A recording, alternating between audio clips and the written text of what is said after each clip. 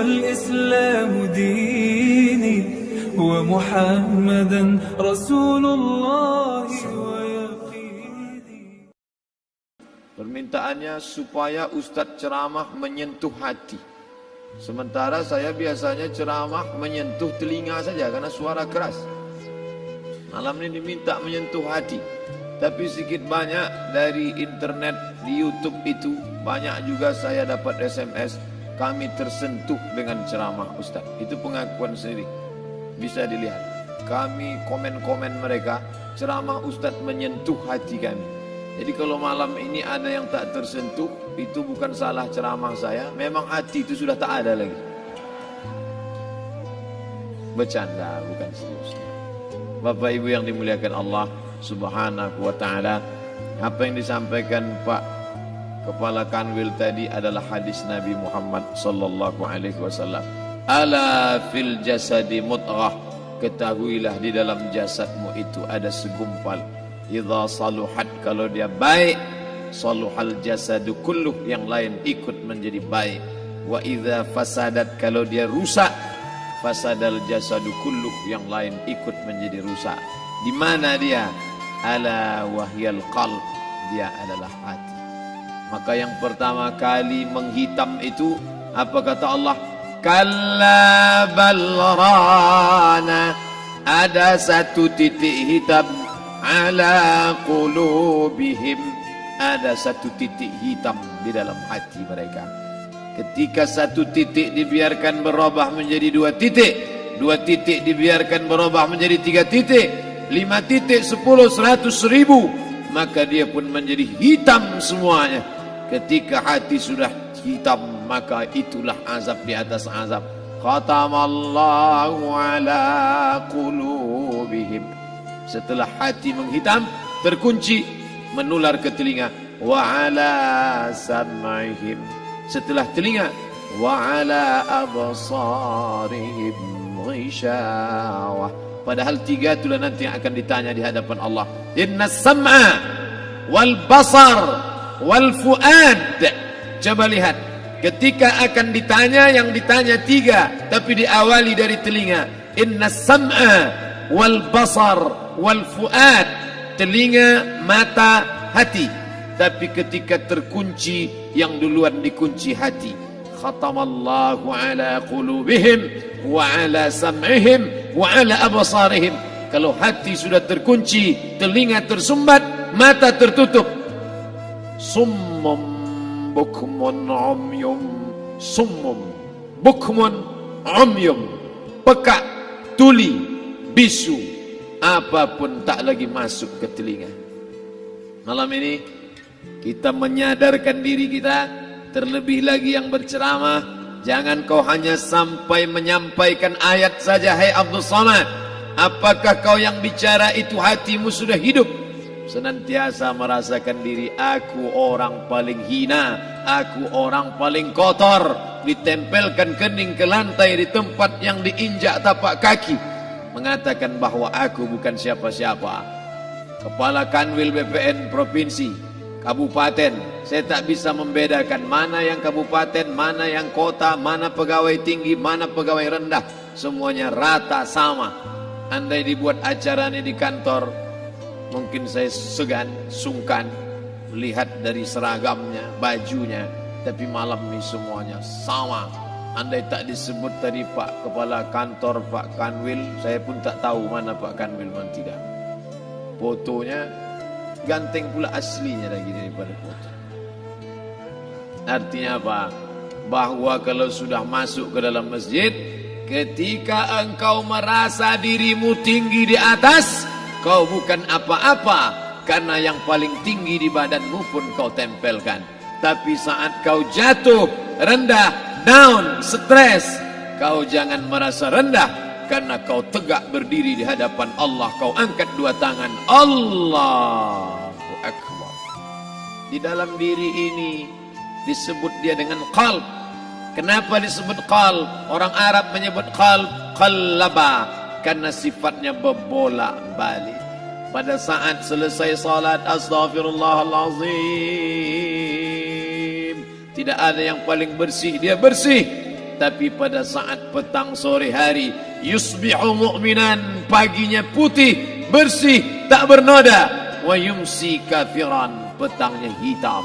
Makanya dari pagi dibersihkan, salat subuh bersih, salat zuhur bersih, condong matahari salat asar bersih, tenggelam matahari salat maghrib bersih, sempurna gelap malam salat isya bersih, tengah malam bangun tahajud munajat di tengah malam orang tertidur, wa tusalli bil laili wan nasu niyam, engkau tegak di waktu malam di saat orang semua sedang tenggelam dalam lelap tidur panjang, tapi engkau menangis meratap mengenang dosa begitu banyak. Sab'atun yuzilluhumullah, di antara 7 yang mendapatkan naungan Allah, yauma la zilla illa zilluh, hari itu tak ada naungan kecuali naungan Allah. Di antara yang mendapatkan naungan itu adalah rajulun zakarallah, orang yang berzikir, munajat, muhasabah diri di tengah malam, sunyi, sepi, fafadat ainahu, menetes air matanya. Berapa banyak sudah harta dititipkan Allah, berapa kupakai untuk zakat, wakaf, infak, sedekah, wasiat, hibah, ghanimah, harta rampasan perang di zaman Nabi. 7 harta yang akan menolong di hadapan Allah, 1 pun tak dipakai. Umur diberikan Allah 40, 60, 70. Berapa yang kupakai untuk menolong agama Allah? Berapa yang kupakai untuk mengingat Allah? Mata, tangan, telinga, kaki akan diminta tanggung jawab di hadapan Allah. Al-yawma nakhtimu ala afwahihim, mulut terkunci, wa tukallimuna aydihim, tangan akan bicara, wa tashhadu arjuluhum, kaki akan bersaksi di hadapan Allah. Siapa yang bisa menolong waktu itu? Kalau pernah tangan ini saat punya kekuasaan, 1 coretan tanda tangan bisa mempermudah urusan masjid. Sebutir kekuasaan yang dititipkan Allah bisa dipakai menolong agama Allah. Itulah yang akan menolong di hadapan Allah. Apa yang disampaikan malam ini, semua biaya pengurusan masjid 0. Itulah sesungguhnya yang akan menolong di hadapan Allah. Adapun harta yang disimpan, tabungan, deposito, tanah, rumah, kendaraan, semua akan tinggal menjadi harta warisan. Istri mengambil 1/4 kalau ada anak, kalau tak ada anak istri mengambil 1/8. 1 miliar 125 juta bulan untuk istri, kalau dia tak tahu hukum gonogini.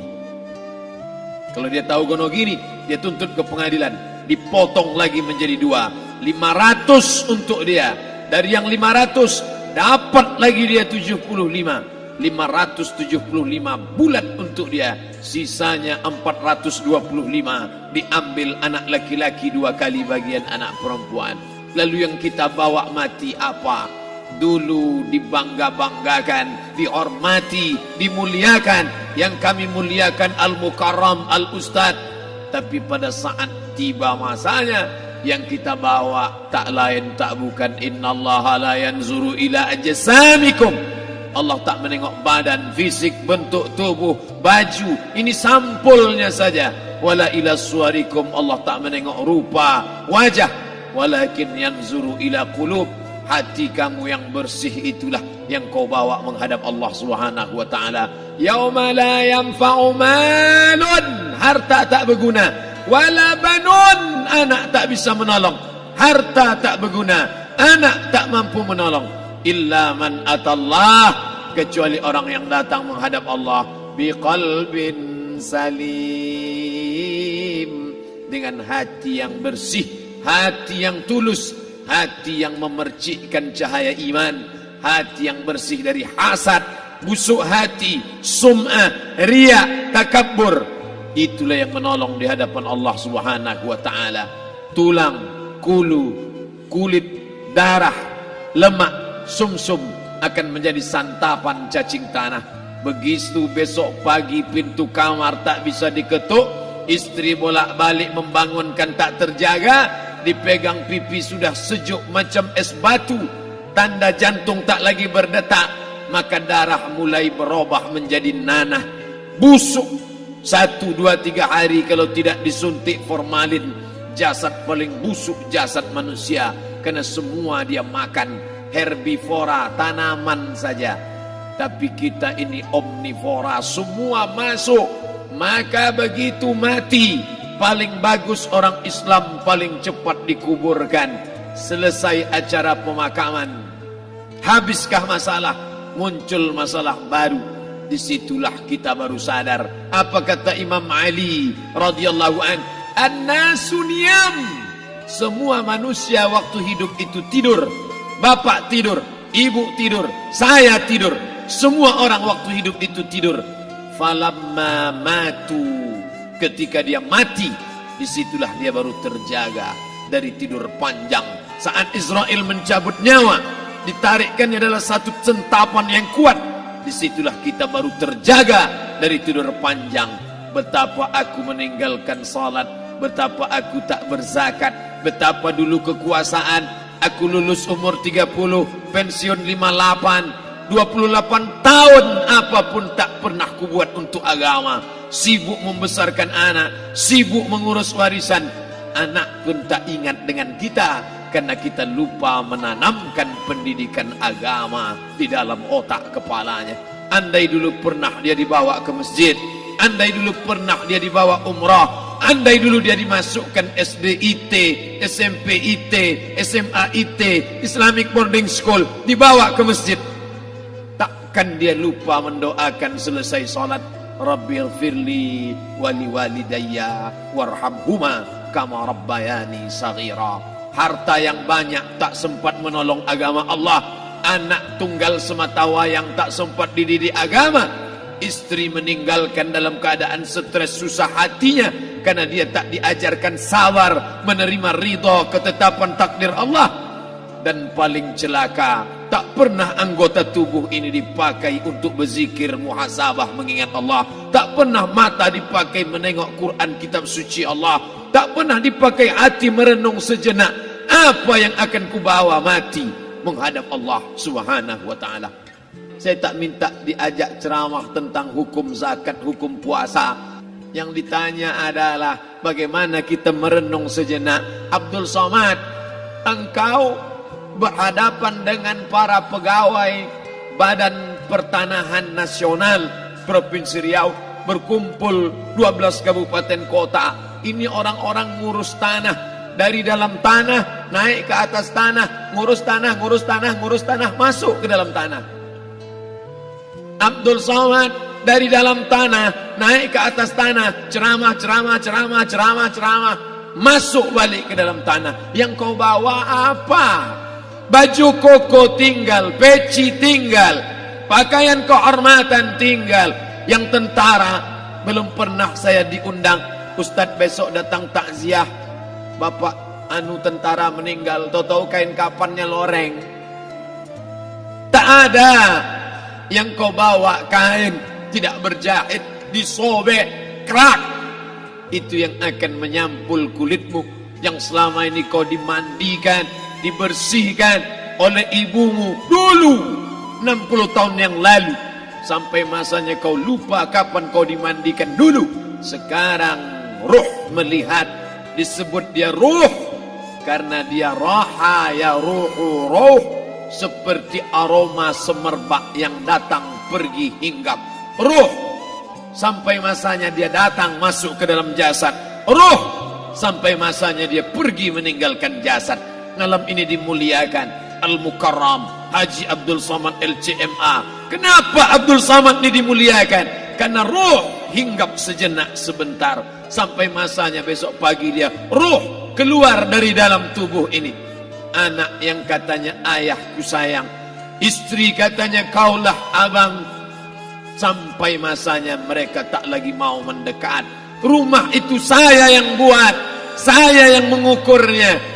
Tapi begitu ruh sudah keluar dari badan, tidak satu pun semeter, sesenti, sejengkal, sehasta ada tempat di rumah itu untuk jenazah bernama jenazah Abdul Somad.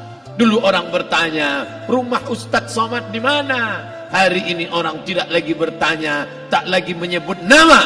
Orang sudah mengatakan kuburnya mana. Dulu kalau dia masuk masjid, didatangi orang, disalami orang.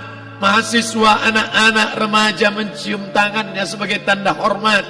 Tapi begitu diletakkan keranda, kita akan sholat jenazah nanti selepas sholat zuhur. Apa kata orang? Letakkan di tepi sana, letakkan di tepi sana. Tak satu pun mau mendekat, letakkan dia di sana. Bahkan sebagian mengatakan dalam masjid, letakkan dia di luar. Dia tidak disebut engkau yang mulia, tidak digunakan kata ganti orang langsung. Letakkan dia di sana. Bahkan sebagian tak lagi, padahal tempat paling mulia sebelah kanan, orang tak lagi mau di kanan, mulai dia menjauh ke kiri. Kenapa kau ke sana? Takut aku mimpi hantu nanti malam. Mana kawan, sahabat, andai tolan, anak menantu, teman sekantor, semuanya pergi meninggalkan. Yang tetap dibawa, kalau pernah kaki melangkah salat berjamaah di masjid, kalau pernah tangan mengusap kepala anak yatim, kalau pernah tangan mengucap subhanallah. Nanti di akhir tausiah kita akan berzikir, munajat, muhasabah diri, berdoa, mengenang apa yang akan kita bawa menghadap Allah Subhanahu wa taala. Datang malaikat membawa kain kafan dari cahaya, akan menyambut ruh yang mulia. Hadis riwayat Ahmad bin Ambal dalam kitab Al-Musnad, turun malaikat berlomba-lomba membawa kain putih dari cahaya, menunggu ruh akan keluar. Ruh menetes seperti embun di ujung daun. Daun tidak bergoyang, ranting tidak patah. Ruh menetes pelan turun ke dalam kain kafan, dibawa malaikat ke pintu langit. Tak sabar mereka menyambut. Inikah dia yang selama ini berjamaah? Inikah yang dulu ketika dititipkan kekuasaan menolong agama Allah? Kam min masyhurin fil ardi walam yakun ma'rufan fis sama. Berapa banyak yang masyhur terkenal di bumi, malaikat tak mengenal dia. Ini roh siapa? Tapi ini bukan LCMA, dia bukan ustaz, dia bukan ulama, tapi imannya dalam. Kekuasaan dipakai menolong agama Allah. Ruhnya keluar di bawah. Semua malaikat mengucapkan salam. Inilah orang yang selama ini kami tunggu-tunggu. Catatannya sudah lama. Setiap pagi petang, malaikat subuh membawa catatan namanya. Malaikat malam membawa catatan namanya. Kami merindukannya. Begitu orang-orang yang masyhur di langit, tapi tak dikenal makhluk bumi. Tapi ada sebaliknya, yang rohnya disentapkan, ditarik malaikat. Dengan begitu tarikan yang sangat kuat, Nabi bertanya saat Isra Mi'raj kepada mereka yang sudah mati ribuan tahun yang lalu, apa yang kalian rasakan? Yang satu mengatakan seperti tebasan pedang di tempat yang sama beratus kali. Yang satu mengatakan seperti kambing yang dikuliti hidup-hidup. Yang satu mengatakan seperti mata kail pancing ditarik dari kulit yang basah. Maka kita berdoa setiap selesai salat, Allahumma hawwin alaina, ringankan kami ya Allah, fi sakaratil maut, di saat sakaratul maut yang amat sangat menyakitkan itu. Dan mereka yang pergi tak pernah kembali, mereka yang mati tak pernah bercerita, kecuali hanya kepada Sayyidina wa Maulana Muhammad sallallahu alaihi wasallam. Di saat malam pertama di tempat yang gelap, di tempat yang tak pernah diimpikan oleh orang, tapi kita tetap melewati dan merasakannya. Perlahan-lahan cacing tanah, ular-ulat kalajengking akan menggerogoti kulit yang selama ini dimandikan, selama ini dipakaikan sampo yang mahal, selama ini dioleskan pelembab yang lembut. Tapi ternyata sebelum roh keluar jasad, setelah keluar, dia hanya akan menjadi santapan cacing tanah. Hancur berkeping hari demi hari. Yang pertama kali membusuk adalah mata, karena dia berisi cairan. Cairan ini mengering, busuk dan berlubang. Lalu kemudian usus sebulan di dalam tanah, mulai dia menggelembung masuk angin dan dia meletus pecah. Cacing-cacing tanah mulai datang menggerogoti, memakan. Habis lemak, tulang, kulit, bulu, sumsum, darah, jantung, empedu, limpa, buah pinggang, habis semuanya. Tinggal tulang-tulang yang memutih, dimakan oleh tanah, ditelan oleh massa.